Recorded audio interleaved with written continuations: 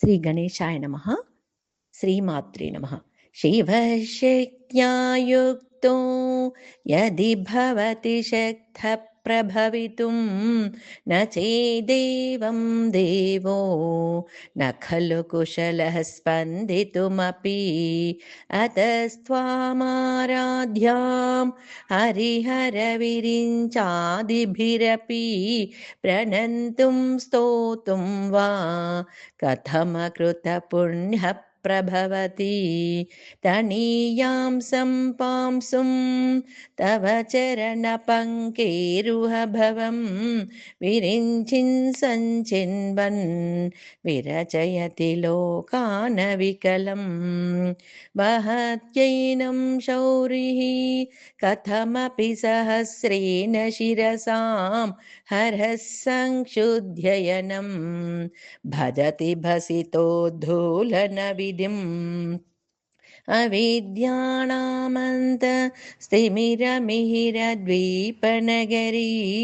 జడానాం చైతన్య స్తబకమకరందశ్రుతిఝరీ దరిద్రాణాం చింతామణి గుణనికా జన్మజలధౌ నిమగ్నానాదంశ్రా మురరిపువరాహస్య భవతి त्वदन्यः पाणिभ्याम् अभयवरदो दैवतगणः त्वमेका नैवासि प्रकटितवराभीत्यभिनया भयात्रातुं दातुं फलमपि च वाञ्छासमधिकं शरण्ये लोकानां तव हि चरणावेव निपुणौ हरिस्त्वामाराध्य प्रणतजनसौभाग्यजननीं पुरानारी भूत्वा पुररिपुमपि क्षोभमनयत् स्मरोऽपि त्वां नत्वा रतिनयनलेह्येन वपुषा मुनीनामप्यन्तः प्रभवति हि मोहाय महताम् धनुः पौष्पं मौर्वी मधुकरमयी पञ्चविशिखाः वसन्तः सामन्तो मलयमरुदायो धनरथः तथाप्येकः सर्वं हिमगिरिसुते कामपि कृपाम् अपाङ्गात्ते लब्ध्वा जगदिदमनङ्गो विजयते वनत्काञ्चीदामा करिकलभकुम्भस्तननता परीक्षीणा मध्ये परिणतशरश्चन्द्रवदना धनुर्बाणान् पाशं सृणिमपि दधाना करतलैः पुरस्तादास्तां नः पुरमतितुराहो पुरुषिका सुधा सिन्धोर्मध्ये सुरविटपि वाटी परिवृते मणिद्वीपे नीपो पवनवति चिन्तामणिगृहे शिवाकारे मञ्चे परमशिवपर्यङ्कनिलयां भजन्ति त्वां धन्याः कतिचन चिदानन्दलहरीं महीमूलाधारे कमपि मणिपूरे हुतवहं स्थितं स्वाधिष्ठाने हृदि मरुतमाकाशमुपरि मनोऽपि भ्रूमध्ये सकलमपि भित्त्वा कुलपथं सहस्रारे पद्मे सहरहसि पत्या विहरसे सुधाधारासारैः चरणयुगलान्तर्विगलितैः प्रपञ्चं सिञ्चन्ति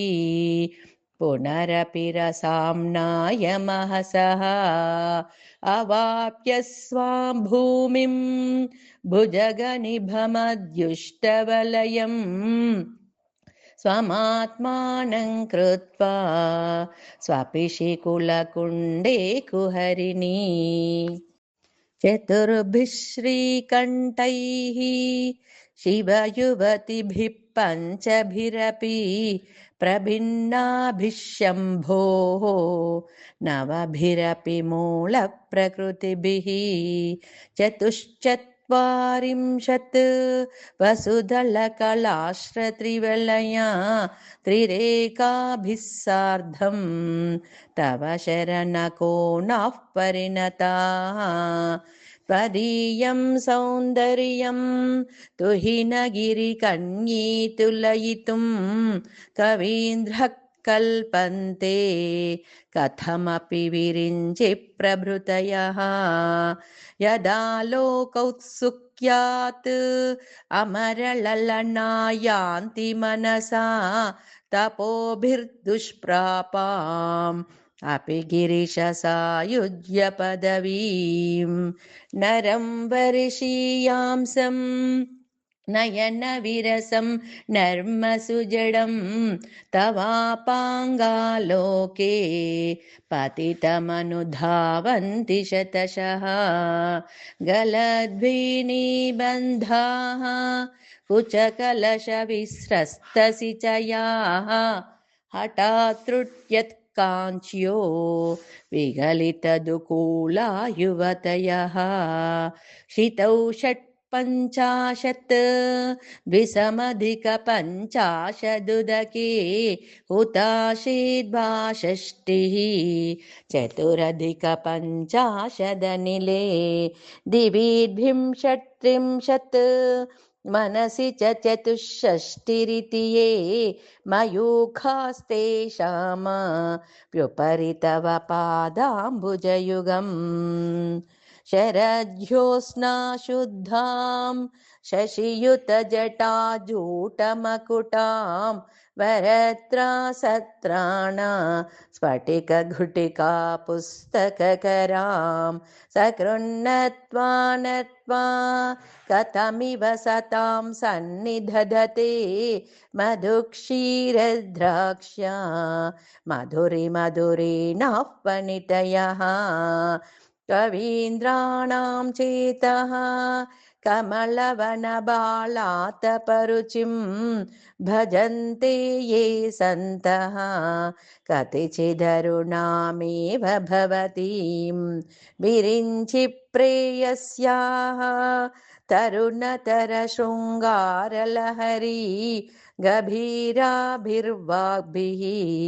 विदधति सतां रञ्जनममी सवित्रीभिर्वाचां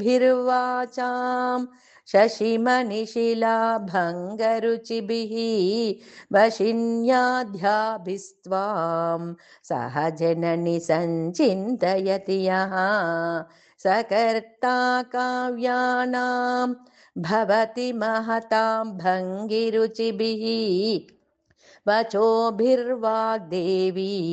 वदनकमलामोदमधुरैः तनुच्छायाभिस्ते तरुणतरणि श्रीसरणिभिः दिवं सर्वामुर्वीम् अरुणिमणिमग्नां स्मरति यः भवन्त्यस्यत्रस्या ध्वनहरिणशालीननयनाः सहोर्वश्यावश्याः कति कति न गीर्वाणगणिकाः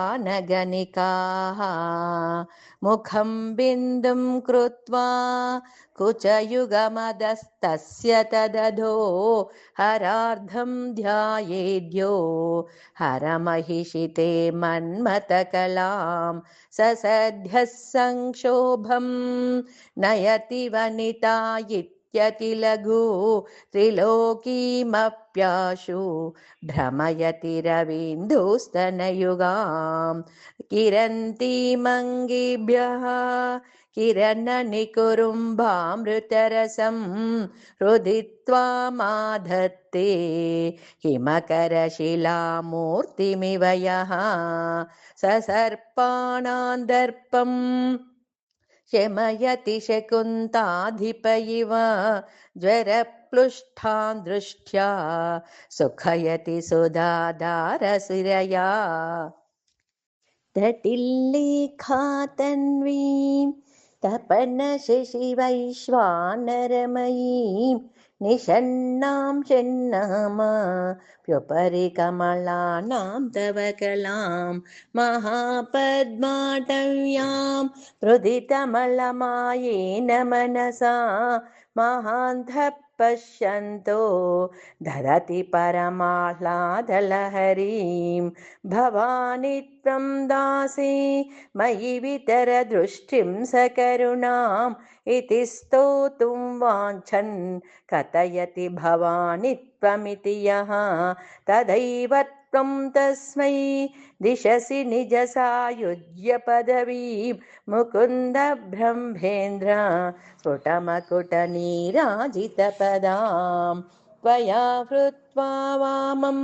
वपुरपरितृप्तेन मनसा शरीरार्धं शम्भोः अपरमपि शङ्के हृतमभूत् यदेतत्त्वद्रूपं सकलमरुणाभं त्रिनयनं कुचाभ्यामानम्रं कुटिलशशिचूडालमकुटम् जगत्सूते धाता हरिरवतिरुद्रक्षपयते तिरस्कुर्वन्नेतत् स्वमपि वपुरीशस्तिरयति सदा पूर्वः सर्वं तदिदमनुगृह्णाति च शिवः तवाज्ञामालम्ब्य क्षणचलितयोर्भ्रूलतिकयोः त्रयाणां देवानां त्रिगुणजनितानां तव शिवे भवेत् पूजा पूजा तव चरणयोर्या विरचिता तथा हि त्वत्पादो द्वहनमणिपीठस्य निकटे स्थिता ह्येते शश्वन् मुकुलितकरोत्तं समकुटाः विरिञ्चि पञ्चत्वं व्रजति हरिराप्नोति विरतिं विनाशं कीनाशो भजति धनधो याति निधनं वितन्द्री माहेन्द्री विततिरपि सम्मेलितदृशा महासंहारेऽस्मिन् विहरति सती त्वत्पतिरसौ जपो जल्पशिल्पं सकलमपि मुद्रा विरचना गतिप्रादक्षिण्य क्रमणमशनाद्याहुतिविधिः प्रणामः संवेशः सुखमखिलमात्मार्पणदृशा सपर्यापर्यायः तव भवतु यन्मे विलसितं सुधामप्यास्वाद्या प्रतिभयजरा मृत्युहरिणीं विपद्यन्ते विश्वे विधिशतमखाद्यादिविशदः करालं यक्ष्वेलं कबलितवतः कालकलना न शम्भोस्तन्मूलं तव जननि ताटङ्कमहिमा किरीटं वैरिञ्चं परिहरपुरः कैटभभिदः कठोरे कोटीरे स्खलसि जहि जम्भारिमकुटं प्रणम्रे श्वेतेषु प्रसभमुपयातस्य भवनं भवस्याभ्युत्थाने तव परिजनोक्तिर्विजयते स्वदेहोद्भूताभिः गृणिभिरनिमाध्याभिरभितो निषेव्ये नित्ये त्वाम् अहमिति सदा भावयति यः किमाश्चर्यं तस्य त्रिनयन समृद्धिं तृणयतो महासंवर्ताग्निः विरचयति नीराजनविधिम् चतुष्षष्ट्या तन्त्रैः सकलमभिसन्धाय भुवनं स्थितस्तत्र तत्सिद्धि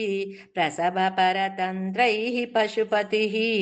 पुनस्त्वन्निर्बन्धात् अखिल पुरुषार्थैकघटना स्वतन्त्रं ते तन्त्रं क्षितितलमवातीतरदिदं शिवः शक्तिः कामः क्षितिरतरविशीतकिरणः स्मरोऽहं सशक्रः तदनु च परामारहरयः अमीहृल्लेखाभिः तिसृभिरवसानेषु घटिताः भजन्ते वर्णास्ते तव जननि नामावयवताम् स्मरं योनिं लक्ष्मीं त्रितयमिदमादौ तव मनोः निधायैके नित्ये निरवधि महाभोगरसिकाः भजन्ति त्वां चिन्तामणि गुणनिबद्धाक्षवलयाः शिवाग्नौ जुह्वन्तः सुरभिघृतधाराहुतिशतैः शरीरं त्वं शम्भोः शशिमिहिरवक्षोरुहयुगं तवात्मानं मन्ये भगवति नवात्मानमनघम् अतः शेषशेषी त्ययमुभयसाधारणतया स्थितः सम्बन्धो वां समरसपरानन्दपरयोः मनस्त्वं व्योमत्वं मरुदसि मरुस्सारथिरसि त्वमापस्त्वं भूमिः त्वयि परिणतायां न हि परं त्वमेव स्वात्मानं परिणमयितुं विश्ववपुषा चिदानन्दाकारं शिवयुवति भावेन बिभृशे तवाज्ञाचक्रस्तं तपनशशिकोटिद्युतिधरं परं शम्भुं वन्दे परिमिलितपार्श्वं परचिता यमाराध्यन् भक्त्या रविशशिशुचीनाम विषये निरालोके लोके निवसति हि भालोकभुवने विशुद्धौ ते शुद्धा स्फटिकविशदं व्योमजनकं शिवं सेवे देवीम् अपि शिवसमानव्यवसितां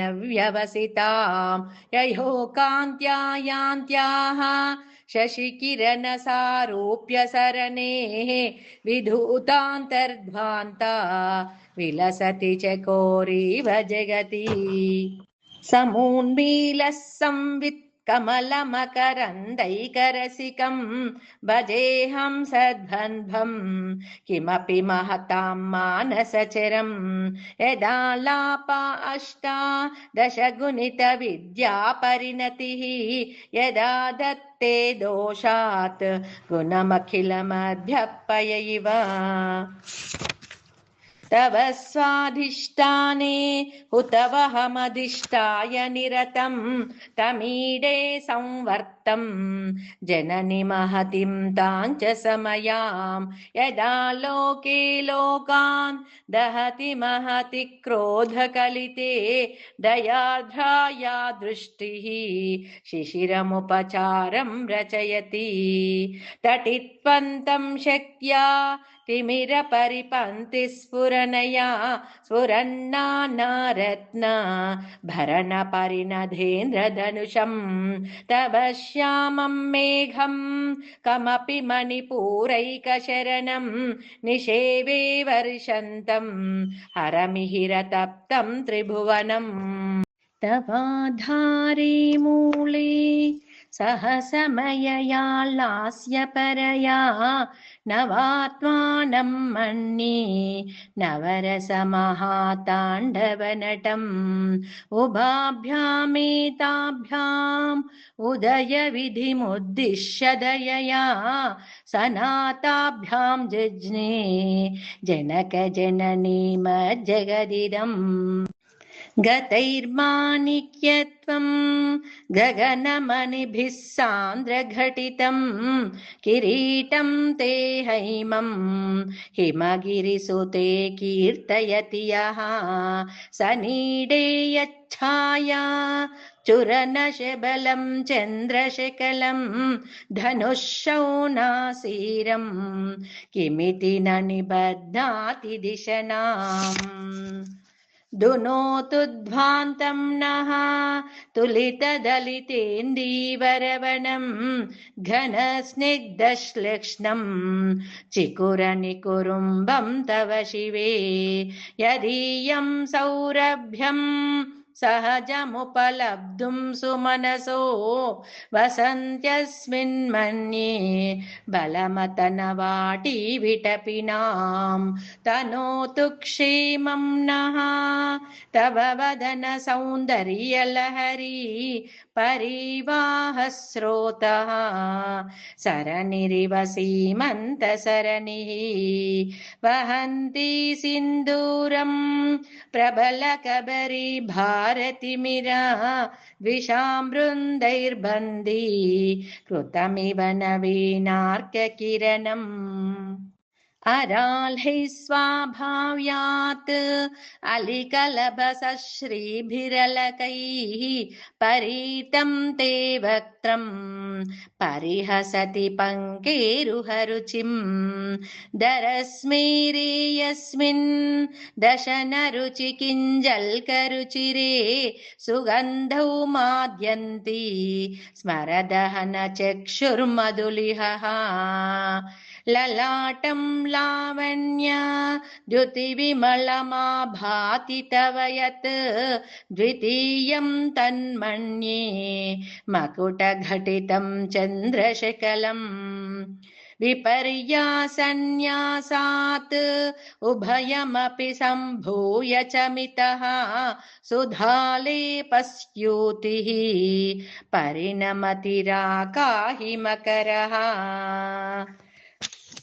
भ्रुवौ भुग्ने किञ्चित् भुवनभयभङ्गव्यसनिनी त्वदीये नेत्राभ्यां मधुकररुचिभ्यां धृतगुणं धनुर्मण्ये सव्ये तरकरगृहीतं रतिपतेः प्रकोष्ठे मुष्टौ च स्थगयति निगूढान्तरमुमे अहस्सूते सव्यं तव नयनमर्कात्मकतया त्रिया मां वामन्ते सृजति रजनीनायकतया तृतीया ते दृष्टिः दरदलितहेमाम्बुजरुचिः समाधत्ते सन्ध्यां दिवसनिशयोरन्तरचरीम् विशाला कल्याणी स्फुटरुचिरयोध्याकुवलयैः कृपाधाराधारा किमपि मधुरा भोगवतिका अवन्ती दृष्टिस्ते बहुनगरविस्तारविजया ध्रुवं तन्नाम व्यवहरणयोग्या विजयते कवीनां सन्दर्भा सभकमकरन्दैकरसिकं कटाक्षव्याक्षेप भ्रमरकलभौ कर्णयुगलम् अमुञ्चन्तौ दृष्ट्वा तव नवरसा स्वादतरलौ असूया संसर्गात् अलिकनयनं किञ्चिदरुणम्